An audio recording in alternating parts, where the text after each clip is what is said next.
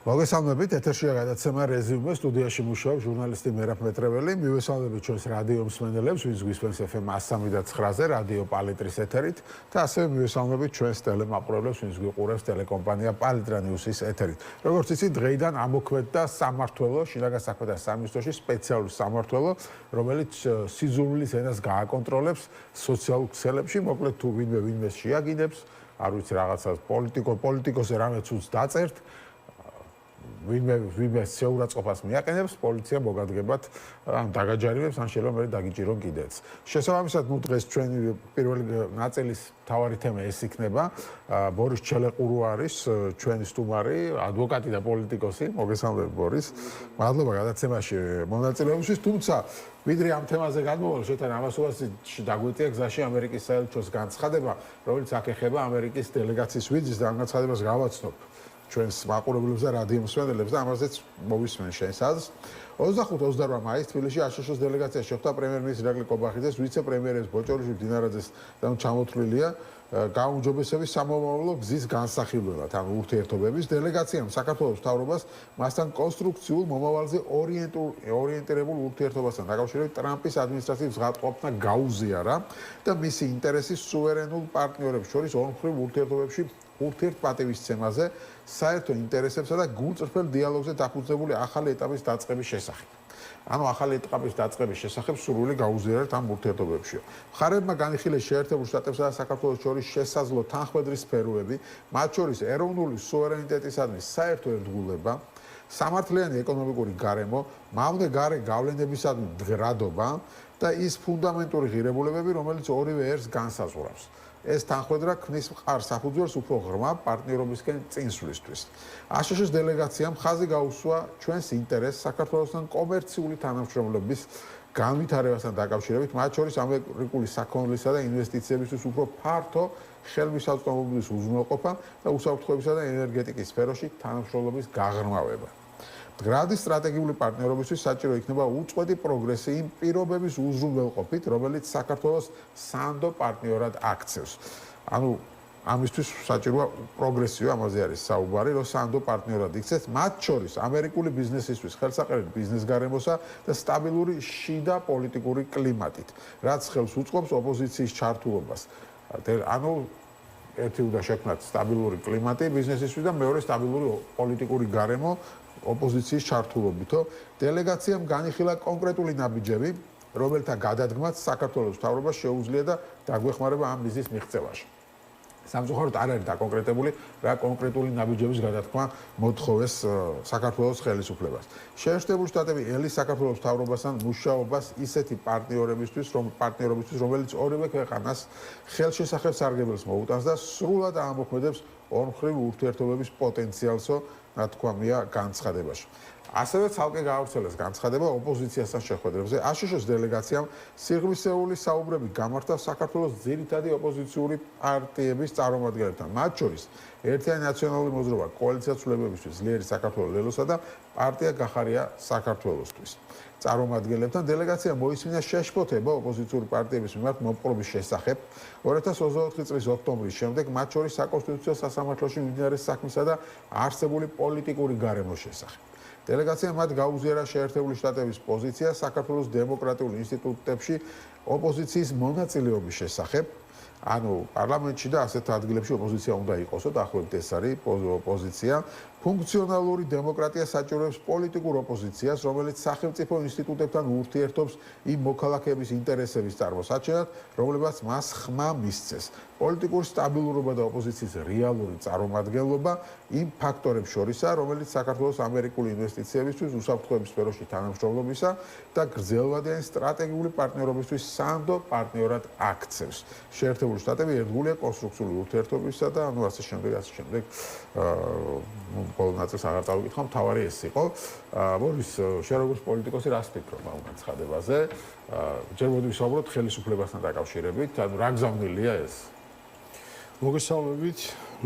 გზავნილი მარტივია, ამ შემთხვევაში ამერიკის ხელისუფლება დაელაპარაკება ნებისმიერ ნაწილში იმას, ვისაც ხელთ უყრია ფაქტობრივად ძალაუფლება, თუ ოპოზიციას არ შეუძლია აქ სხვა მოცემულობის დახატვა. ამ შემთხვევაში გასაგებია, რომ ისაუბროს რაღაც ნაბიჯებზე, რაც გადასადგმელია, გასაგებია, რომ კონკრეტიკა არ არის, თუმცა ჩემი აზრით აქ მარტივად იქნებოდა საუბარი იმ კრიზისის გადაჭრაზე, რა კრიზისის არსებობს. კრიზისს იწვევს მრავალი ფაქტორი, თუმცა მისი გადაჭრა ხელეწიფება მხოლოდ ქართულ ოცნებას, რაც მდგომარეობს მინიმუმ იმაში, რომ ეს მიღებული ახალი რეპრესიული კანონები უკან გაიწვიონ და პოლიტპატიმრები ის ადამიანები, ვისთანაც არსებობს სამოქალაქო საზოგადოების ლეგიტიმური ინტერესი და შეკითხვები იმას დაკავშირებით, რომ მათი სისხლისამართლე საქმეები პოლიტიკურად მოტივირებულია, მოხდეს მათი გათავისუფლება, რაც არის ძალიან მარტივი საქმე ქართული ოცნებისთვის, რასაც აკეთებდნენ. ყველაფერს აკეთებდნენ იმ სავარაუდო გაცვლისთვის, რა გაცვლას და რაზე ვაჭრობა შემდეგ მოუწევდა დასავლეთთან და მგონია, რომ ეს ყველაფერი მოახლოვებულია. სამწუხარო ასევე ის, რომ ამ ქვეყანას, ავიცი, საუკუნეების განმავლობაში გარეთ უწევდა გახედვა საკუთარი პრობლემების მოსაგვარებლად და ეხლაც სამწუხაროდ ჭირდება შუამავალი ამ შემთხვევაში ამერიკის შეერთებული შტატების და სხვა ჩვენი დასავლური პარტნიორების სახით იმისთვის, რომ რაღაც აქ ჩვენი პრობლემები მოვაგონოთ, კარგი იქნებოდა და ყველა მოხარული იქნებოდა, რომ აქ არსებობდეს პოლიტიკური ძალა, ან გამოჩნდეს პოლიტიკური ძალა, ან არსებულმა შეიძინოს იმხელა ნდობა საზოგადოებისა, რომ ეს მათთან საუბარი დაიწყოს მაგალითად ქართულმა ოცნებამ და შუამავალებით და რაღაცა გატეხილი ტელეფონები და მე ამერიკის საელჩოს გამოდებული განცხადებით არ ხვდებოდეთ ვინ გაისაუბრა და მე უნდა ვიმომარჩიელოთ მე და თქვენ ახლა იქ რა იყო ნათქვამი და რა არა. საბოლოოდ უნდა დაველოდოთ მოვლენების განვითარებას, უბრალოდ ნებისმიერ შემთხვევაში დრო არ არის დასაკარგი იმ ნაწილში, რომ პოლიტიკურმა აქტორებმა უნდა მოიპოვონ იმაზე მეტი ძალა, ვიდრე აქვს შესაძლოა, იმიტომ რომ ორი ვარიანტია, ან ეს ძალა არ არის საკმარისი ჩვენთვის ასურველი შედეგის მისაღებად, ან საკმარისია და მაშინ არ მინდომებთ და ეს უფრო დიდი პრობლემა ყოფილა. მე მაინც პირველ ვერსიას ვიმხნევ. არა, აშკარა არის, ახლა საკმარისი არ არის. ბუნებრივია და აქ საუბარი არის იმის შესახებ, რომ რაღაც ოპოზიცია რაღაცნაირად პოლიტიკურ პროცესებში უნდა ჩაერთოს, ხო? მათ შორის ინსტიტუტებში, ასე ეხა პარლამენტში უკან ვეღარ შეუძლია ოპოზიცია, ხო? ეს თემა დასრულებულია. სინამდვილეში პოლიტიკური ნების არსებობის შემთხვევაში შეუძლიათ, რომ ნებისმიერ ნაწილში მოიქცენ ისე, როგორც უნდებათ, მათ შორის მანდატების აღდგენაც არ იქნება პრობლემა, გამომდინარე იქიდან, რომ კონსტიტუცია ჩვენთან არსებობს კონსტიტუცია, რომელიც მათი დაწერილია მეტწილად და რომლის ფეხებზე დაკიდებაც შეუძლიათ ნებისმიერ მომენტში. საკითხია, რომ კანონით ხა ჩახსნილია მანდატები და ვერაფერი ვერ მოხდება. ანუ ოპოზიცია პარლამენტში ვერ შებრუნდება, ადგილობრივ არჩევნებში მონაწილეობას ვეღარ მიიღებს, ვიდრე დამთავრებულია ის არჩევნები, ანუ საუბარია რომ მომავალში იყოს აღარ იყოს ასე ვთქვათ ბოიკოტებზე და ასე შემდეგ საუბარი, ოღონდ ამისთვის საჭიროა რა თქმა უნდა იმ პირობების შესრულება, რომელიც ხელისუფლებასთან არსებობს, ხო? ანუ სამართლიანი საარჩევნო გარემო შექმნა. ძალიან რთულია პირობების შესრულების მონიტორინგი, როცა არ იცი კონკრეტულად რა პირობებზეა საუბარი. ჩვენ მხოლოდ შეგვიძლია ვიმარჩიელოთ ამ შემთხვევაში და იმედი გქონდეს იმისა, რომ ეს პირობები არის მართლა ის პირობები, რომლის დაკმაყოფილების შემთხვევაშიც შესაძლებელი იქნება ამ ქვეყანაში პოლიტიკის აღდგენა და ის წარმომადგენლობა, რაზეც საუბრობს ამერიკის საელჩო, როცა აქვე უნდა დავძინოთ, რომ საუბრობს იმასთან დაკავშირებით, რომ ეს კარგი პოლიტიკური გარემო და ოპოზიციის წარმომადგენლობა ხელს შეუწყობს ამერიკულ ინვესტიციებს, რაც ყველასთვის გონია რომ კარგი იქნება. ამ შემთხვევაში ეს კონკრეტული ინტერესის გათვალისწინებული უნდა იყოს, რომ უნდა გაითვალისწინოს როგორც ოპოზიციამ, ისე იმ ხალხმა, ვისაც ხელისუფლება დღეს აქვს ამ ქვეყანაში. და აი რა უნდა გააკეთოს ოპოზიციამ, მოდი ახლა ამაზე ვილაპარაკოთ შენი აზრით. ოპოზიცია იმ ხელად ჩიხში არის შესული, რომ ამ შემთხვევაში პოლიტიკური სვლის საშუალება არ აქვს. ნებისმიერი პოლიტიკური სვლა, რომელიც კრიზისის გადაჭრის ნაწილი იქნება, ოპოზიციის მხრიდან არის უკანდახევა და კაპიტულაცია, რასაც ბუნებრივია აზრი არა, უკან ხო ვეღარ დაიხევს, სადღა უნდა დაიხევს ოპოზიცია, რა უნდა გააკეთოს. რა თქვა, რომ რა ვიცი, არჩევნებს თუ დანიშნავ ჩემოვალთ, არანაირი ბოიკოტი არ იქნება, რა არჩევნების წესების ეხა არის, მაგ არჩევნების წესებით ვიქნებით, არანაირი კანონებზე პრეტენზია არ გვაქვს, პოლიტიკური პატიმრები არ გვაინტერესებს და ასე შემდეგ. მაგას ვამოგრო. მაგას ვერ შესაძლოა კრიზისის განმუხტვის ერთადერთი ქმედების ინსტრუმენტი აქვს ხელისუფლება შესაბამისად კრიზისზე პასუხისმგებელი ხელისუფლება ყოველი ახალი კრიზისის დღე არის ქართული ოცნების ბრალი ყოველი თეთრი რომელსაც საქართველოს მოქალაქე კარგავს იმის გამო რომ ამ ქვეყანაში არის პოლიტიკური კრიზისი და როგორც ამბობენ პირდაპირ და ღიად ეს ხელს უშლის ჩვენთან პოლიტიკური ინვესტიციების განხორციელებას ყოველი დაკარგული თეთრი საქართველოს მოქალაქის ჯიბისთვის არის ხელისუფლების ბრალი ნუ იმ ყველაფერს თავი დავუნებოთ რაც კიდევ მათი ბრალია ხო, ну კი ბატონო, უბრალოდ ერთადერთი რაც შეიძლება ალბათ ოპოზიციამ გააკეთოს, ეს არის რომ იზრუნოს თავის გაძლიერებას. უბრალოდ ეგ არის არ ვამბობ ხოლმე, იმიტომ რომ ეგ ისედაც მოცემულობა არ შეიძლება ალტერნატივის შექმნაზე და თუ ახლა ალტერნატივას ვერ შექმნის, საბოლოო ჯამში ახლა როგორც საარჩევნო გარემო იქნება, შეიძლება არც ხოდეს მნიშვნელობა, ხო? თუ ალტერნატივას ვერ შექმნი, რეალურ ალტერნატივას და ეს არის ოპოზიციის დავალება, რომელიც უნდა შეასრულოს, ვერ შეასრულოს, ვერ შეასრულოს პოლიტიკური ზალა, რომ უფრო უკეთეს გახდეს და უფრო მეტი ადამიანი ენდობოდეს მას როგორც პიროვნულად და მოსწონდეს მისი ხედვები, პოლიტიკური ხედვები და იდეოლოგია რაც აქვს. სამწუხაროდ ამასთან დაკავშირებით ეს მუშაობა არ არის იმგვარი, რომ ქართულმა კაცმა შეხედოს და ამ ყველაფრით ძალიან იმედიანი გახდეს, მათ შორის ხრიანის ფორმატი რაც არის შექმნილი, არ ვიცი, არსებობს ისევ არ არსებობს, მაგას ვერ ხვდები. ერთადერთი ოპოზიციური ალიანსი არსებობს, მაგრამ ნუ ხედავთ, რომ ერთმანეთის მიყოლებით ყოველ დღე სააკაშვილი და მელია რაღაც განცხადებებს აუხსელებენ დღეს. ეს ხო არ არის საინტერესო. დღეს კიდევ გააუხსელა სააკაშვილმა ნიკა მელიას ბევრი რამ გაუტარეს, სულ მქონდა იმედი, რომ რამე დადგებოდა მისგან. ბოლოს მაინც მარცხი გამიცადე და მელი აღმოჩნდა იმავე ჭაობში, სადაც უკვე არიან ოქროაშვილი, ბოკერიები და ზოგი სხვაც. ანუ ორივე ციხეში არის უბრალოდ აქ მთელი ტრაგიკულობა იმაში მომარევს, რომ ორი ადამიანი, რომელიც Facebook-ზე ერთმანეთს ეკონტაქტება, მიუხედავად იმისა, რომ ორივეს უნდა დაუფასოთ, რომ ავიცი, საკმაოდ ადეკვატურები არიან იმის პირობებში, რა ადგილასაც იმყოფებიან და რა ხელისუფლების პირობებში უწევს ციხეში სხდომა, უბრალოდ ამ შემთხვევაში ორი უნდა ხდებოდეს, რომ ეს საჯაროდ განხილვა ამ ყველაფრის შეიძლება რაღაც ნაწილისთვის საინტერესო იყოს, თუმცა საზოგადოებაში შეიძლება პირიქით უკეთესი იყოს, ბარემ გაიგოს და თუ ვინმე ანუ Facebook პოსტებით ხო ვერ გაიგო. ანუ ხო შეუძლებელია Facebook პოსტებით ადამიანების სიმართლე გაარკვიოს. ხალხმა გადაწყვეტოს მერე. ანუ Facebook პოსტებით შეუძლებელია ვინმე გაარკვიოს სიმართლე რა არის. ორივე რომ ადამიანმა უნდა თქვას მათი შეპირისპირება სიამოვნებით უყურებდი მათ დიალოგს, კონსტრუქციულს დებატებს, ესა უბრალოდ ჩამოსხდნენ და ისაუბრონ, გაარკვიონ რა არის პრობლემა და კიდევ ოპოზიციაში ბევრი ადამიანი იქნება ასეთი, რომელსაც უნდა რაღაც ისხმა და რაღაც გარკვევა. კარგი იქნება თუ ერთხელ და სამუდამოდ გაირკვევა, უბრალოდ ეს უნდა გარკვეულიყო ადრე, როცა მართლა ამის დრო გქონდა და ხალისი ბჭყალებში იყო. დღეს ამის დრო ნამდვილად არ აქვს. ხო, ნიკა მელიამ უპასუხა კიდევ ციხიდან სვის ნასუფრაზე პოლიტიკური ლუკმა არასოდეს მიძებნია, მე რამდენიმე წელიწადში მაშინდელ პარტიას 10,000 ახალი ამომრჩეველი შევძინე. სიმართლე აუცილებელია რომ ხვალ სააკაშვილივით უღირსად ვეღარავინ მოიქცესო, ნუ ხო შიგნით დეტალებში აღარ ჩავალ, ხო, საკმაოდ ძელი წერილი არის. თან გზელი პოსტების კითხვა არის. კარგით, მოკლედ დაუბრუნდეთ თავარ თემას, რაზეც მოგიწვეთ, ეს არის სკროლვის დეპარტამენტს ეძახიან ხუმრობით. ხო, თუმცა ქვია რაღაც სიძულვილის ენის მონიტორინგის დეპარტამენტი.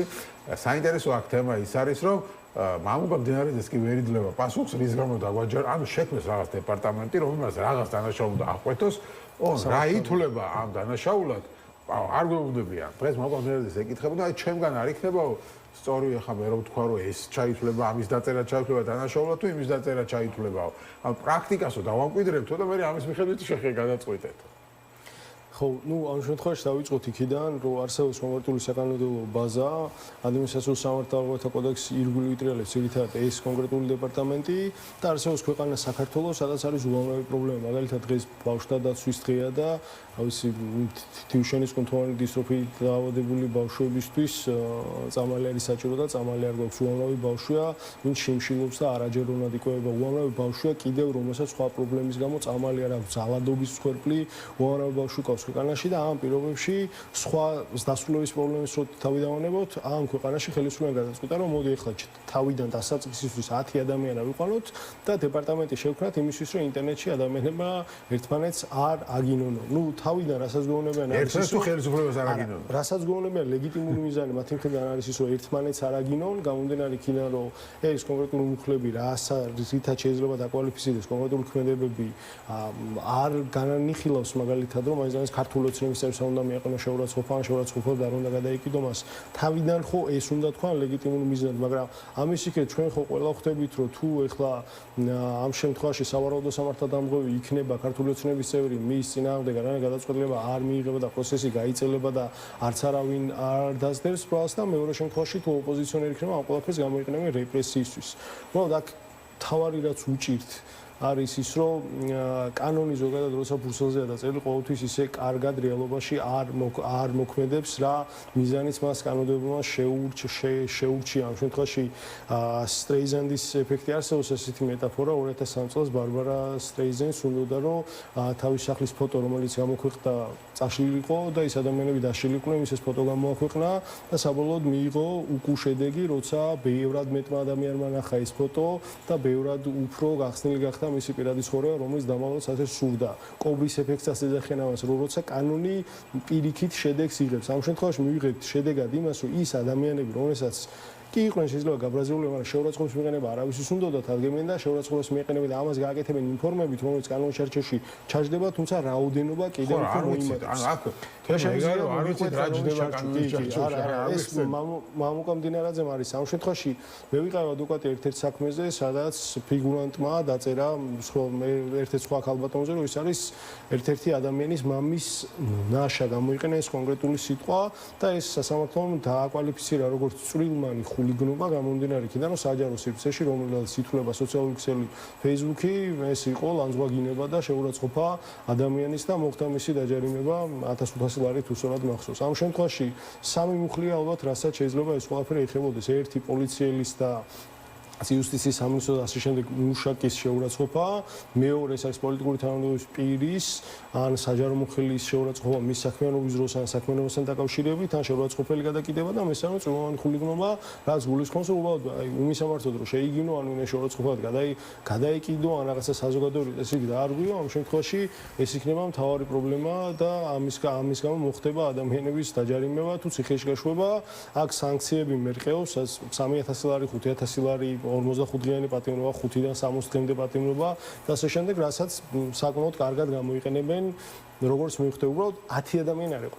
10 ძალიან ცოტა, 20-30 ფლეშმობი რომ მოაწყოს და დაიწყოს გინება Facebook-ზე რა ხდება? არა, გინებასაც ხო გააჩნია ამ შემთხვევაში სასამართლოს მართლა მოუწევს პრეცედენტული გადაწყვეტილების მიღება, რა არის შეურაცხყოფა, სად არის გამოხატვის თავისუფლების ზღვარი, სად იწყება შეურაცხყოფა და რა ამხელა შეურაცხყოფა დაშვებული ხარ. ქართულ კაცს მთავრობის გინება უკრძალო გენერალურად მთავრობის გინება შეიძლება პერსონიფიცირებული არც იყოს. გონა რომ არ გამოვოთ ეხა საბჭოთა კავშირმა ვერ შეძლო ის რომ ქართულს მთავრობისთვის არ ეგინებინა და პირიქით გონი უფრო მეტად მიგვაჩვია იმას რომ მთავრობით უკმაყოფილო უნდა იყო, რაც მე ვფიქრობ რომ სწორია. ოპოზიციაში რო ვარ, მაშინაც ვფიქრობ, აი მთავრობაში რო ვიყო, მაინც ვფიქრებდი რომ მთავრობით უკმაყოფილი ადამიანი რაღაცა მაინც ამას კარგი მოქალაქე არ არის. ყოველთვის უფრო მეტი უნდადეს და ამ შემთხვევაში მთავარი პრობლემა კანონს რო თავი დავანებოთ, აღსრულების მექანიზმს რო თავი დავანებოთ, მთავარი პრობლემა მაინც სასამართლოა. რა დეპარტამენტის არ უნდა შექმნა, რა კანონიც არ უნდა დაიწერო, ჩვენ რომ გქონდეს დამოუკიდებელი სასამართლო, სადაც მართლა შევეჯიბრებოდი მე როგორც ადვოკატი და ჩემი ოპონენტი ადმინისტრაციულ ორგანოს წარმომადგენელი, როგორც ბჭყალებში ბრალმდებელი, მე დარწმუნებული ვარ, რომ 10-დან 9 кейს მოვიგებდი ამ სასამართლოში, მაგრამ როცა სასამართლო მიკერძოებულია და ასრულებს კონკრეტული პოლიტიკური ჯგუფის მიერ დაკისრებულ პოლიტიკურ მისიას, ამ შემთხვევაში უკვე ყველაფერს აზრი ეკარგება და ის ხელისუფლების დანაწილების პრინციპი, რაც დემოკრატიაში უნდა მოქმედოს, რა თქმა უნდა, დაკარგული არის. სწორედ ამიტომ ახალი დეპარტამენტის შექმნა იმთავითვე ცუდია, რომ შედეგს ხვდები. ისახავს ხელისუფლებას, ეს რომ აგვიკრძალოს, რაღაც ხმის ამოღება საერთოდ გაგვაჩუმოს, ისინი იწვევენ, რომ ამაზე არ არის გათვლილი. არა, არ მგონია რომ მაინც და მაინც მართლა ეგეთი ნაივურები იყვნენ, რომ ეგონოთ, რომ ეხლა ვიღაცა პატიმრობის შიშით არ შეიგინება, ან ჯარიმის შიშით არ შეიგინება, იმიტომ რომ ანალოგიური შიშები იყო მაგალითად რუსთაველზე გასვლასთან დაკავშირებით, რომლითაც ვერ მოახერხეს აქციის დაშლა და ახალი რეალობის დახატვა. აქ მგონი უნდათ, რომ რაღაცნაირად საკუთარ წევრებს ხარდამჭერებს უფრო მეტი დაცულობის განცდა გაუჩინონ იმ ადამიანებს, რომლებიც არიან აი მათი დამცველები, მათი პაიკები, ვინც Facebook სივრცეში იბრძვის მათი სახელით, შესაბამისად მათ უნდათ, რომ რაღაცა ფარივით ააფარონ და უთხრენ, რომ აი თქვენს გიცავთ, თქვა ყველაფერი ისე არ არის, რომ მიგდებულები ვყავართ. შეიძლება ის იყოს. შეიძლება მართლა ფიქრობენ, რომ ადამიანებს გააჩვენებენ, თუმცა კიდევ და კიდევ ქართულ კაცს მთავრობის გინებას ვერ გადააჩვევს ვერავინ. შეუძლებელია ერთი კი არა 10 დეპარტამენტი რო შექმნა და ყველა საჯარო მოხელე იმაზე რო იყოს ორიენტირებული, რომ აბა ეხლა აქ ვინმე მთავრობას შეეგინოს, უფრო მეტად ემენა დაუწყებს მთავრობას გინებას, ამაში ვარ დარწმუნებული და თუ ასე აფასებენ ქართულ საზოგადოებას, გონია რომ უკუშედეგს მიიღებენ და კიდევ ერთხელ დარწმუნდებიან, რომ კანონმდებელი და სახელმწიფო არ არის ყოვლის მცოდნე, ყოვლის მხედველი და როცა კანონს იღებს, ის ხშირად უკუშედეგს გამოიღებს იმისგან განსხვავებით, რაც მათ უნდათ. ხო, ნუ აქ საინტერესოა, იმიტომ რას იზამენ მათი ტროლბოტები, იმიტომ რომ ვინც იგიდება, იფურთხება და იწყებლებოდა, იყო ეს მათი ეს დაფინანსებული, ეგრეთ წოდებული ტროლები, რომლებიც ყველა ოპოზიციურად განწყობილი ადამიანის ჟურნალისტის პეიჯზე თუ რამეს დაწერდნენ ოპოზიციას, შემოწირდებოდნენ და ილანძღებოდნენ, იგინებოდნენ, შეურაცხყოფას აყენებდნენ ადამიანებს, ან გაუქმებენ ამ სამსახურს. ტროლს ვერ უჩივლებ, ტროლს თუ სახელი და გვარი თავისი არ აქვს. ბოტს ვერ უჩივლებ, თუ სახელი და გვარი არ აქვს, ასე რომ ეხაც ადამიანს ვინმეს თუ უნდა რომ რაღაცა მთავრობას აგინო, შეუძლია fake account-ი გააკეთოს და მე არ მგონია რომ ხა IP მისამართებით ზებნა დაიწყონ და ამის რესურსი კონდეს, ავის ადმინისტრაციის საქმის ამის კეთება ჩემი აზრით სიგიჟეა, მით უმეტეს 10 კაციანი დეპარტამენტი ამას ვერ გააკეთებს, შეიძლება ჩაუყნენ რაღაცა წარსულში ჩადენილ ბრჭყალებში სამართალდარღვევებს და ამის გამოვლენა დაიწყონ, თუმცა მგონია რომ მაინც ეს ყველაფერი მოხდება არა მათი მონიტორინგით, არამედ იმ დანოსებით, რომელსაც დაწერენ ადამიანები, რომ აი ვიღაცამ შემაგინა და სკრინი და შემდეგ რაღაცა იქნება დათვალიერების ოქმი და ნუ ძალიან სასაცილო ხომ სკროლავდი Facebook, შემოხვდა შეგინების კომენტარი, გადავედი მის ფორუმზე. ეს ძალიან საინტერესო რამ შემოიღეს, ხო? ჩივილი რო არ დაჭა, ანუ ეტყობა კონცეფტს უტყრებათ ჩივილი, რომ აი ვიღაცას ხო, მაგრამ ვიღაცებს ეტყობა უტყრებათ, რომ აი ვიღაცასო უჩივლოს, რომ აი იმან შემაგინა და ამიტომ ეს ამოიღეს, რომ ჩივილი არ არის საჭირო, თვითონ პოლიციელი თუ მოძებნის და გადააწყდება, თავად შეუძლია რომ ამაზე საქმე აღდგას და მე ხუმრობდნენ იქნება იმას არ წqinso გასგუში.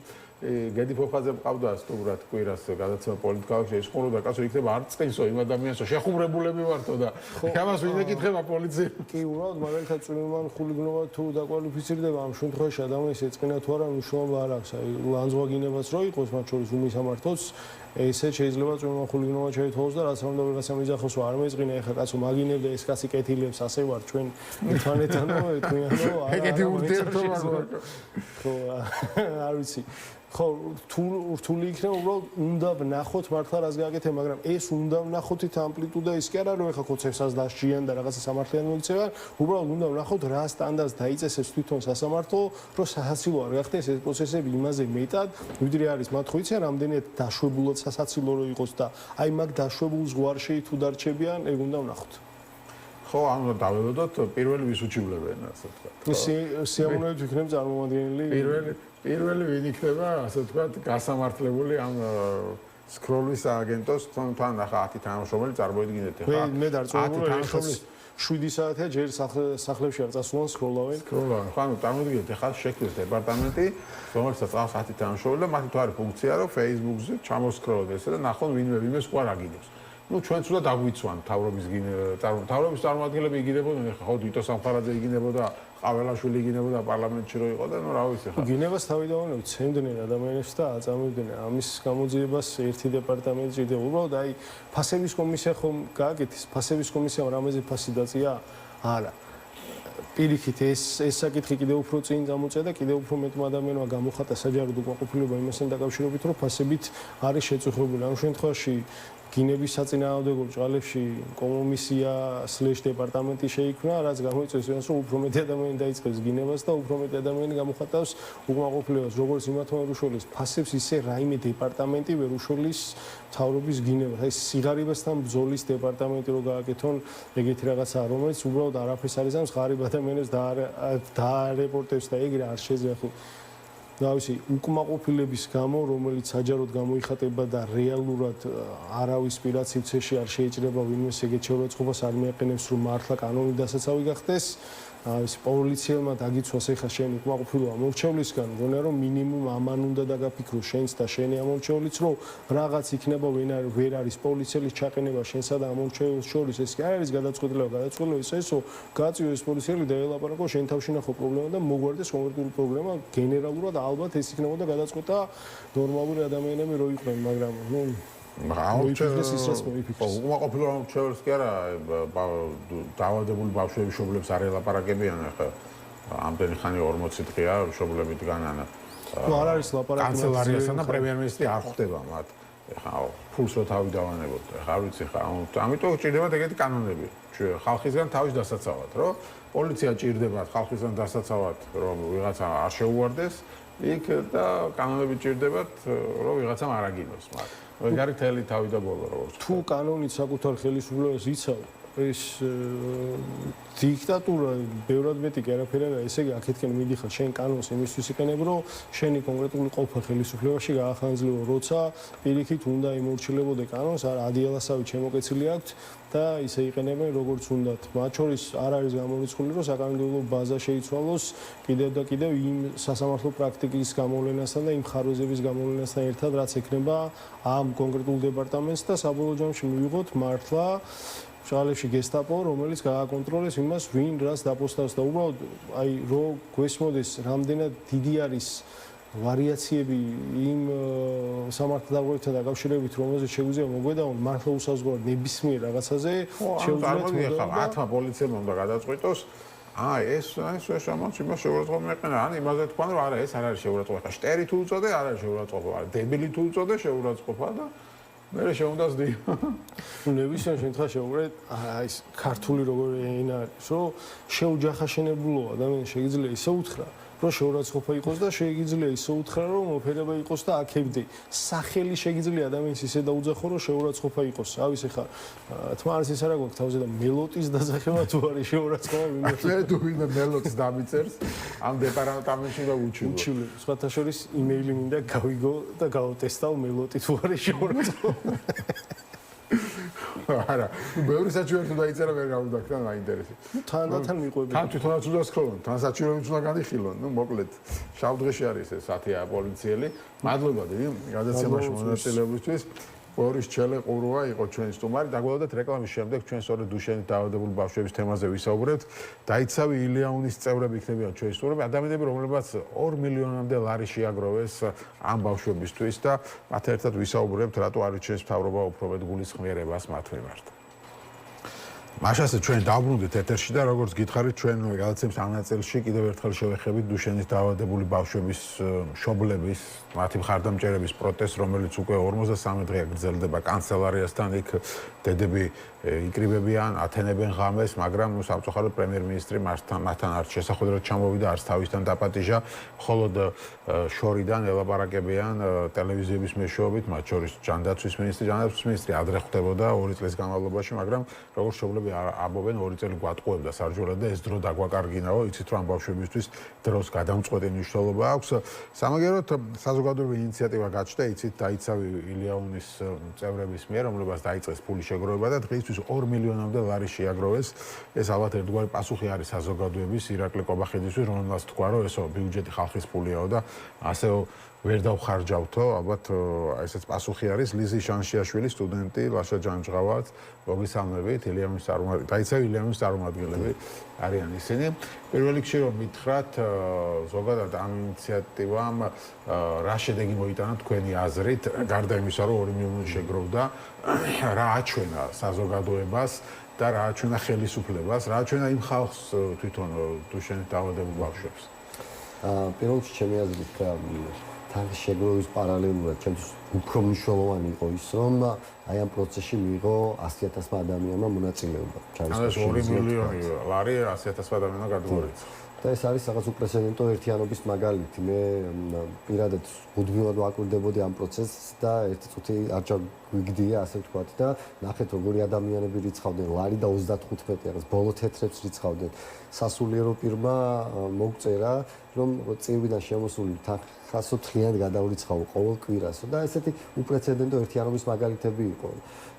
პარალელურად ყველამ გაიგო აბსოლუტურად დიუშენის შესახებ. მე 2 თვის წინ, 2 თვინახევრის წინ საერთოდ არ ვიცოდი აი ამ სინდრომის შესახებ და ეხლა იმდენად აწეულია ცნობიერება ამის შესახებ, ყველამ იცის საქართველოში ეგ ამბავი რა. ეს იყო ერთგვარი განცხადება ქართული ხალხის მიერ, რომ ხალხი თანახმაა, თუ ამბობს კობახიძე, რომ რაციონალურად უნდა დაიხარჯოს თანხები.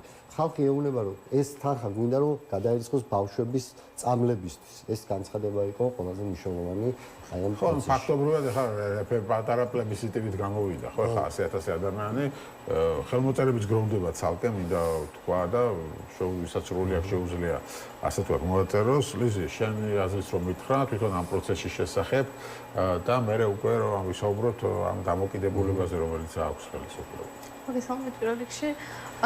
ჩემი აზრითაც ეს იყო რეფერენდუმი ფაქტობრივად, ეს იყო ხელმოწერა იმ პეტიციაზე, რომ ხალხს უნდა მათი გადახდილი გადასახადები დაიხარჯოს ამ ბავშვების წამლის თანხაში და უნდათ რომ ბავშვებმა იცოცხლოს. აი ეს ერთიანობა გვაჩვენებს ამას, რაც დავინახეთ ამ ლაივის მიმდინარეობისას და არა მარტო ლაივის მიმდინარეობისას, ახლაც გრძელდება ჩარიცხვები, უკვე თითქმის 2 მილიონი არის შეგროვებული და სისტემატურად ყოველდღიურად დღის ბოლოს ირიცხება ამ ფონდში. ხო, ეს გრძელდება, ხო, ეს პარალელურად გრძელდება. პარალელურად გრძელდება და რა ის ხო, ამაზე ატეხა მე ხელისუფლება, ვიცით, ასე ვთქვათ, პროპაგანდის მაგივრად რომ რაღაცა წაეხალისებინა რომ ხალხის, თვითონ ხო არ აკეთებს ამას და იმისაგრად ის წაეხალისებინა საზოგადოებრივი ინიციატივა დაიწყეს გაშავება ამ ინიციატივის და საუბარი რომ აი ამავე რაღაცა სხვა საჭიროებებსო ჩვენ უკმაყოფილებთ ამ ხალხსო და წამალს ეს ფული არ ეყოფავდა შესაბამისად აი რისთვის აგროვებენ საჭიროა და რაღაც ეგეთი საინტერესო ეგეთი კითხვები დაისვა და აი რას ეთყოდით ხო? რა მიზნობრიობა სად მიდის ეს თანხა და ასე შემდეგ. მე პირადად სანამ ამ თანხის შეგროვებას დავიწყებდი, მე და ჩემი მეგობრები რაღაც ცოტა გახარების ამბავს ვცდილობდით და ვაგროვებდით თანხას, რომ ზოგისთვის PlayStation-ი გვეჩუქებინა, რაც უნდათ რა ოცნებაში, რა სურვილებიც ქონდა ამ ბავშვებს. მაგალითად, ბექასთან რო ვიყავით სახლში, რომელიც არის 21 წლის, ბექაშონია, რომელიც სასუნთქ აპარატზეა, ხო? ბექას არ ქონდა ნორმალური გენერატორი. ბექას აი ამ აპარატის გარეშე ვეღარ სუნთქავს რა. წარმოგიდგენთ, ეს არ ქონდა გენერატორი სპეციალური და რაღაცა ძველი ქონდა, რომელიც შეიძლება რაღაც ყოველწუთს გაფუჭებულიყო. არ ქონდა ნორმალური საწოლი რეგულირების ფუნქციებით რა და ეს ელემენტარულები არ ქონდა ადამიანს, რომელიც 5 წელია სახლიდან ვერ გამოსულდა და მზიშუქს ვერ ნახულობს. მსგავსი პრობლემები აქვს დანარჩენ ბავშვებს. ოჯახის წევრები მშობლები ამაზე ლაპარაკობენ ღიად, რომ უყურადღებობა საერთოდ არ გვაქცევენ უყურადღებას. აქედან დაიბადა ამის იდეა, რომ მოდი ისინი თუ არ აქცევენ ამას ყურადღება, ჩვენ წამალს რა თქმა უნდა ვერ შეუძენთ ამას, იმიტომ რომ სახელმწიფო უნდა გადაწყვიტოს თავიდან ბოლომდე, მაგრამ მოდი რაც შეგვიძლია ის მაინც გავაკეთოთ და ეს პირველი 100,000 იყო გარკვეული მიზანი ჩვენი და მოდი ეს გავაკეთოთ ვინმეს დაუკმაყოფილოთ ეს საჭიროებები და შემდეგ ეს თუ შეგროვდა მოდი გადავიდეთ უკვე შემდეგ ეტაპზე და თავიდან იმდენად ნელა მიდიოდა ეს პროცესი რომ არც გჯეროდა რომ 100,000 შევაგროვდით, მაგრამ მე იმდენად გავარდა და იმდენად ბევრი ადამიანი ჩაერთო ამ პროცესში რომ აი მივიღეთ ის რომ ახლა გვაქვს 1,974,000 და რაც შეეხება იქ ერთი ბიჭი არის შაკო, რომელიც გამოუშვეს და ალაპარაკეს პროპაგანდისტულად, იქით იმედის წამყვანო მთელი სიუჟეტი მიუძღვნა ამას. აი, ის სჭირდებათ ეს ფული. ხო და რა ვიცი ხა ამ ადამიანებს ვთქვი ჩვენ პასუხი არც გაგვიცია მათ პროპაგანდაზე, ჩვენ უბრალოდ საუბრობდით წამალი ბავშვებს და ეს არის ჩვენი დღევანდელი მიზანიც, რომ წამალი მიიღონ ამ ბავშვებმა, თორე იმათ პროპაგანდის საპასუხოდ ჩვენ საქმეს ვაკეთებთ და მეგობრებს სულ საკმარისია. ლიზი, შენ რა პასუხი გექნებოდა? მეც იმას გავიმეორებულად რაც ლაშამ თქვა, ჩვენ საქმეს ვაკეთებდით და ჩვენი მიზნისკენ მივდიოდით, არ გვაინტერესებდა რას ამბობდნენ, ლოგიკურიც იყო და ველოდებოდით კიდეც რომ ეს რამეს დაიწყებდნენ, იმიტომ რომ იმხელა ერთიანობა დავინახეთ ხალხის. აი თავიდან ნელა მიდიოდა ეს პროცესები, თუმცა შემდეგ წამოვიდა ძალიან ბევრმა ადამიანმა ჩარიცხა, დაახლოებით ეს იყო 100,000 ადამიანი. ბანკში პრობლემაც კი წარმოვიშვა, როდესაც ამონაწერები მოვითხოვეთ, გაჭედა სისტემა, იმდენად ბევრი ადამიანი იყო ეს. და ველოდებოდით რომ რამეს იტყოდნენ და თქვენს კიდეც, თუმცა ჩვენ არ მოგცეთ ყურადღება, იმიტომ რომ ჩვენ გვქონდა მიზანი, ჩვენი მიზანი იყო რომ ბავშვებს დავხმარებოდით და ბოლომდე დავეხმარებით მათ. ან ეს ავტორიტარიზმის ბუნება ხო რასაც აკეთებენ არის რომ დაყოს საზოგადოება და რაღაც ტრის ხატი შექმნან ჩვენი სახით და ყოველთვის დაპირისპირებული ჯგუფები დამოუკიდებლად ერთიანობამ შეაშინა, როდი ასე ვთქვა. ალბათ დაინახეს რომ ამდენი ადამიანი გაერთიანდა რაღაც ისეთ საკითხის წინ და ის ირგვლივ რომელსაც თვითონ არ ვერ წყვეტენ. და ხალხმა პასუხი გაცა ფაქტობრივად ამით და ამიტომ დაიწყეს ახლა პროცესის გაშავება. ხო, რეალურად ეგ არის რა, ეგენ ცდილობენ დაყოფას და ჩვენ რაღაცა სუბტიპება წარმოჩენას, იქით რაღაც მეორე ჯგუფის დაპირისპირებას და ასე შემდეგ და უცებ ეს ავტორიტარიზმში რაღაც ერთიანობის მაგალითი ვანახეთ, ეს რა თქმა უნდა რეჟიმისთვის არ არის რაღაცა მოსაწონი ამბავი და ამიტომ ააგორეს ეს კამპანია, რამაც ჩემი აზრით არც იმუშავა, იმიტომ რომ იმდენად მართლები და იმდენად სწორ საქმეს ვაკეთებდით, ამას ყველა ხვდებოდა რა. და ყველა ხდება. ხო, საბოლოო ჯამში მოდი ვთქვათ ისიც რაში შეიძლება და რაში დაიხარჯოს ეს 2 მილიონი, ანუ რაც იკითხეს, ხო, რაში არის რაში საწავა ეს ფული. ეს თანხა განკუთვნილი იყო თავიდანვე რაც ჰქონდა მიზანი 100.000 რაც დავისახეთ იყო არა წამლისთვის, არამედ სხვა საჭიროებებისთვის, რომელსაც სახელმწიფო არ აფინანსებს. კი ბატონო, ეს ისედაც სახელმწიფოს ვალდებულება, თუმცა არ აფინანსებს ამ ბავშვებს. თუმცა ამბობენ რომ 3 მილიონი არ კი ბატონო, გამოყოფილი და თუმცა მშობლებმა ამაზე გასცეს პასუხი და დაასაბუთეს, რომ არ აფინანსებს არანაირად სახელმწიფო ამას.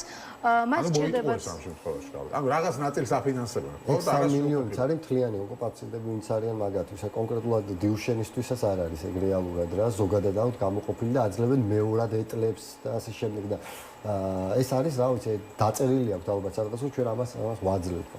რეალურად არ არის კი ბატონო, ეტლები თუნდაც ახალი სჭირდებათ. ეტლების გარდა არის მანქანები ადაპტირებული, სასუნთქი აპარატები, საწოლები და ასე შემდეგ, რაც წამლის გარდა ამ ბავშვებს ნამდვილად სჭირდებათ, რომ იყვნენ ისე, რომ კომფორტი იგრძნონ იმ შემთხვევაში, რომ წამალსაც კი არ აძლევან.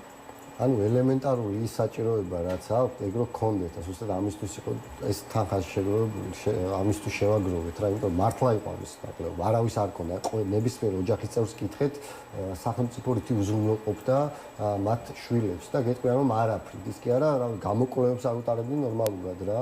ხო და ზუსტად ამის ჩვენი მიზანიც ეგ იყო, რომ ეგ მინიმალური რაღაცა რაც შეგვეძლო ჩვენ გაგვეკეთებინა.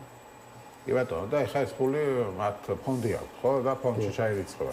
ძირითადი ნაწილი, მე მგონი 1.7 მილიონზე მეტი გადარიცხულია ფონდის ანგარიშზე და მან ფონდში გაწერილია, როგორ უნდა დაიხარჯოს ეს თანხები, აი საწოლების შეძენა ასე შემდეგ. ფონდი შექმნილი. ფონდი აქვს, კი, მშობლების ფონდში გადარიცხეთ უკვე. კი, ორგანიზაციის სახელზე გადარიცხვა. და დანარჩენი ნაწილი იყო სადღაც 100.000 ლარი თუ ასე შემდეგ გადარიცხული ასევე დიუშენის მქონე ახალგაზრდას ანგარიშზე, პირად ანგარიშზე, იმიტომ რომ ეს თანხა გამოიყენოს სხვადასხვა მიზნობრიობით. მაგალითად ეს იქნება გახარების, ბავშვების გახარების ნაწილში, ეს იქნება, რა ვიცი, ოჯახებს ცალსალკეც აძლევენ, ვისაც უფრო მეტად უჭირს. ანუ ჩვენგან 100% გადარიცხული ყოველდღე რაც ირიცხება, რა ქვია, 100% გადადის უკვე იმ ანგარიშებზე, ფონდის ანგარიშზე ძირითადად. ხო, გუშინ აქცია იყო კვირაბე ხალხს, რადიო მსმენელებს და მაყურებლებს შევახსენებ, რომ თუ თქვენს გინდათ ხარი დაუჭიროთ ამ ბავშვებს, რომ შეგიძლიათ ერთი ხელი მოაწეროთ პეტიციას, ფული გადარიცხოთ და ამავდროულად შეგიძლიათ ქუჩაშიც გამოხვიდეთ და ამით დაუჭიროთ ხარი. კვირაობით არის მსვლელობა, დღეს ბავშვთა დაცვის დღეა და დღესაც იყო აქცია 5 საათზე და ყოველ კვირას არის ასევე 6-დან 7 საათზე იკრიბებიან მეტრო რუსთაველთან. მეც მინდა რომ მოუწოდო ხო, რომ ეს არ არის პოლიტიკური აქცია, მოკლედ და აქ ნაცკოცობა არაფერ შუაში არ არის და ოპოზიცია. ჩვენ არ ვეჯიბრებით არავის, აი რა ვიცი, კონკურენტებად ნუ გამოვყავართ, ჩვენ არ ვართ არავის კონკურენტები, ჩვენ გვინდა რომ ბავშვებს გქონდეთ წამალი, ეგ არის ჩვენი ერთადერთი მიზანი და ყველას მოუწოდეთ ოპოზიციას დაგაკავშირდეს. ხო, რა რასიზამენ ალბათ. ყველას მოუწოდეთ მათი თავარი ინსტრუმენტი და ნაცები არიან. და ყველას მოუწოდებ, ვინც ჩარიცხა თანხა, ამ ადამიანებს მოუწოდებ და არა მარტო მათ, იმიტომ რომ ვიცი რომ ყველა ჩვენკენ არის ამ ამბავში, მოუწოდებ რომ კვირას, როდესაც იმართება მარში, დიუშენის საკითხზე გამოვიდნენ რუსთაველის მეტროსთან 6 საათზე და დაგვიდგნენ გვერდში, იმიტომ რომ ჩვენი რაოდენობა ამ ამბავში არის გადამწყვეტი და ხო, ხელშეუხებლად დაინახოს, რომ ხალხი, სულ უფრო მეტი ხალხი იკრიბება ამ ბავშვების დასახმარებლად. ამიტომ ყველას მართლა მნიშვნელოვანი ეს არ არის პოლიტიკური საკითხი, კიდევ ერთხელ ამბობ, და პოლიტიკურ აქციაზე გამოსვლისკენ არავის არ მოუწოდებ ეთერიდან და მაგრამ ასეთ თემაზე მოუწოდებ. იმიტომ ეს არის ხა ადამიანობის საკითხი ელემენტი. თუმცა რომ ყოველ დღე გადამწყვეტია ამ ამბავში. ითან აშკარა ბევრმა გულთან ახლოს მიიტანა ბევრმა ადამიანმა, რახან ამ ხელა მაჩვენებელი იყო და ამ ხელა რაოდენობის თანხა ჩაირიცხა. აი ეს ხალხი რომ გამოვიდეს ძალიან კარგი იქნებოდა ხმამაღლა ქუჩაში გაიღეროს მისი ხმა. კი ბატონო, და ხო, მე ის მინდოდა რომ გუშინ იყო აქცია და აქციაზე ერთ-ერთ ბავშვ დაბადების დღე ჰქონდა და თქვენ საჩუქარი გაუკეთეთ ეს ვიდეო კადრები ბევრმა ნახა სოციალურ ქსელით. ანუ ეს მნიშვნელოვანია ხო ამ ბავშვებისთვის. იმიტომ რომ ხო მათ მშობლებს უწევთ მთელი რესურსი დახარჯონ მათ კურნალობაში და რაღაც საჩუქრების გაკეთების და ასე შემდეგ საშუალება არ აქვს. და იქ ვიყავი გუშინ და ამ ბავშვის გახარებული სახე ხო ყველა ნახეთ ასე. მინიმუმ ეხა მშობელი არიღებს საკუთარ თავზე იმას რომ PlayStation ვიყიდოს, იმიტომ რომ იცის რომ ეს თანხა შეიძლება ყოველწელს დაჭირდეს ამ ბავშვისთვის რა და როდესაც ბავშვს უნდა და მით უმეტეს ეს დაავადება ძალიან ვერაგი დაავადებაა რა, ეს კუნთები ერთვება რა და სანამ შეუძლიათ, სანამ ეს მიგვინდა რომ ეს სრულები აუსრულოთ რა, რაც გაახარებს, ის კი არა რაღაც თანხა მიცეთ არა, აი რა ოცნებაც აქვს, რაც უნდა სათამაშო იქნება PlayStation თუ ასე შემდეგ, მინდა რომ ეს გავახარო და კონდეს ამის შესაძლებლობა რომ ითამაშოს. კი ბატონო, და ბოლოს ვიდა ვთქვათ თქვენი შეფასება მოვისმინოთ ხელისუფლების პასუხებზე, რას ფიქრობთ? როცა ვარს ამბობს რაღაცა შეხვედრა ნაბიჯი გადმოდა. აქ არის საუბარი რომ ყველა წამალი უყიდოს დღესვე, ხო? აქ საუბარი რომ რაღაც დაიწყო, მოძრაობა მაინც დაიწყო. კი, მე ვფიქრობ რომ უნდა დაიწყონ, იმიტომ რომ წამყვანი ქვეყნებმა უკვე დაამტკიცეს და იყენებენ სხვა ბავშვები, მაგალითად სახელი რა ქვია ბავშვს ამერიკაში მცხოვრები თომა იყენებს ამ წამალს და აი ძალიან თავისუფლად არბისეთ ჩამორბის კიბეებს და აქ მცხოვრები ბავშვები ამას ვერ ახერხებენ. შესაბამისად უნდა დაიწყოს სახელმწიფომ ამ წამლის შემოტანა და აი ნელ-ნელა უნდა დავეხმაროთ ამ ბავშვებს, არ შეიძლება ასე, იმიტომ რომ ძალიან რთულ პირობებში უწევთ ყოფნა და თუნდაც გავიხსენოთ ბექაშონიას ამბავი, როცა 5 წელია ვერ გამოდის სახლიდან. აი ეს საჭიროებები რომ დაუფინანსოს, წამალი შემოუტანოს, დარწმუნებული ვარ რომ მათთვის არანაირ პრობლემას არ წარმოადგენს, უბრალოდ ჯიუტობენ. მინიმუმ პანდუსი არ გავუკეთეს. წარმოიდგინე. და აი როგორ რას ლაპარაკობენ ძირითადად რა, ეხლა დღესაც საუბრობდი ჩვენ ლაივის მიმდინარეობისას რომ ქონდა ბოჟაძე შეხვდა რა გზაზე და რას ლაპარაკობს? თავიდან ხო პროპაგანდა ქონდათ, რომ აი დიდ ბრიტანეთში არ არის აღიარებული და აღიარა დიდ ბრიტანეთმა თქვა, რომ ჩვენ უფრო მაღალი სტანდარტები გვაქვს და მეორე თქვა, რომ ის რომ თქვენ მაინც რატო არ მიდიხართ მეთქი, რომ ელემენტარული ემპათია გამოხატოთ ადამიანურებს შოვლებს, უბრალოდ დაილაპარაკოთ მეთქი. ესო ჩემს კომპეტენციაში არ შედისა და ეს თანამშრომლობს თანამშრომლობას კომპეტენცია ჭირდება ეთყობა. და როცა ვეუბნებოდით ახალი რაღაცა არის. როცა ვეუბნებოდით აი ჯივინოსტატი ხო დაამტკიცეთ ბრიტანეთმა და ამაზე მე არ მაქვს ინფორმაცია, არ ვიცი, კვლევებს ვაჩვენებდით და არ ვიცი ეს ჯანდაცვის მინისტრს მოვუსმინეთ, მე ამისი არ მჯერა რა და ვაჩვენებდით. თქვენს გაიგეთ პროგრამს წამლების თავიდან ბოლომდე. ანუ საბოლოო ჯამში ისე თქვა რას ამბობს ეს კვლევები, თუ ხალხისთვის ძალიან ასე თქვა მნიშვნელოვანი საკითხებიც ვერ მოხდება რა და გაუგნებულია, იმიტომ ვერ იჯერებენ რომ რატო შეიძლება ხელისუფლება ამას არ აკეთებდეს და რას ამბობს ეს კვლევები ამ წამლებზე და რა ვიცი და ბოლოს კიდევ ისკენ მოუწოდებ თქვა. ყველა ნორმალური წამყვანი ქვეყანა იყენებს ზოგიერთი სახელმწიფოები, რომელიც ახლა ტესტავს და დარწმუნებული ვარ ისინიც მალე მიიღებენ. ეხლა ისინი რომ ველაპარაკებიან რომ ჩვენ უნდა დავტესტოთ და ასე შემდეგ, ეს არის უბრალოდ რაღაცა დროის გაწეული მცდელობა, იმიტომ რომ რა ვიცი, დიდი ბრიტანეთი, ევროპის ქვეყნები, ამერიკა, როდესაც იღებს ამ წამალს, შენ მასზე უკეთ ამას ვერ გატესტავ, მით უმეტეს საერთაშორისო ორგანიზაციების მიერ არის უკვე დამტკიცებული ეს და ამიტომ ურჩევ რომ ძალიან მალე შემოიტანონ ეს წამალი, იმიტომ რომ მართლა ყოველი დღე არის ბავშვებისთვის მნიშვნელოვანი. მშობლები რომ 43 დღე ახლა კანცელარიასთან ხამის ათევენ, ესენი უბრალოდ ვერ ხვდებიან რის ფასად ათევენ მაგას რა. იმიტომ რომ წარმოიდგინეთ რამხელა საზრუნავი აქვს, როდესაც თან ბავშვს უნდა მოუარო, თან მე წამოხვიდე და კანცელარიასთან ხამე ათიო და მაშინ როდესაც არც წვიმაში იმას არ გაძლევენ კარავს, არც რა ვიცი, არანაირ არაფერზე არ მოდიან რა, რაღაცა გაყინული თვალებით გელაპარაკებიან და ურჩევ რომ ცოტა მეტი ადამიანობა გამოიჩინონ და ჩამოიტანონ დროულად ეს წამალი. ხო, ლიზის შენერეს მაინტერესებს, რატო არ აკეთებს ამას შენი აზრით ხელისუფლება? რა არის ამის მიზეზი? ანუ მართლა ფულის თემა არის თუ სხვა რამე? იმიტომ მართლა ძვირი ღირს ეს წამალი. მე არ ვიცი რატომ არ აკეთებს და ვერ ვხვდები სიმართლე რომ გითხრათ რატომ ჯიუტობს ასე ფულის თემა ნამდვილად არ არის, იმიტომ რომ თავიდან ახსენეს ეს რომ არ იყო ბიუჯეტში ფული, თუმცა შემდეგ თქვეს რომ ხალხის ფულია და რაციონალურად უნდა დაიხარჯოს. მერე თქვეს რომ ერთადერთი დაბრკოლება ეს იყო, რაციონალურად უნდა დაიხარჯოს ხალხის ფულია და ჩვენ ვერ გადავწყვეტთო და ვერ ვიგებ სიმართლე რომ გითხრათ, აი აზრადაც არ მომდის, რატომ შეიძლება არ უნდათ პატარა ბავშვების დახმარება. ჩემი აზრით, მაინც აქ ფულის თემა შეიძლება იყოს, იმიტომ რომ მცირე თანხაზე არა საუბარი და ამათ ფულშიც უჭირთ ახლა რეალურად რო ვთქვა, მაგრამ მეორე ნაწილი არის ის, რომ ჩვენ თუ ვამბობთ, რომ ესენი რაღაცა რეჟიმი არის, რეჟიმს დათმობებზე წასვლა არ უყვარს ხოლმე რა. ერთ დათმობაზე რო წავიდეს, შეიძლება მე კიდე სხვა რაღაცა მოითხოვოს. ამიტომ ეს თქვენს პრინციპში რო ყოხეთებ თქვა, რომ აი აკონდროპლაზტით დაავადებულებთან დაკავშირებით რო წავედით დათმობაზე там რაღაც შედეგი ისეთი არ გამოიღო, მაგრამ მშობლები ამბობენ რომ ყვაყოფილი არიან შედეგით. მე ეხა სხვაებიც ყველა მოითხოვს, ხო? მან საჯველაძეს პირდაპირ უთქვამს მშობლებისთვის, როგორც მშობლები ამბობენ რომ ესე გითხრა რომ თქვენ რო დაგეფინანსოთ, მე სხვა იშვიათი დაავადების ბავშვების მშობლების მოვლენ და მე ისინიც მოითხოვენ და ნუ ხო.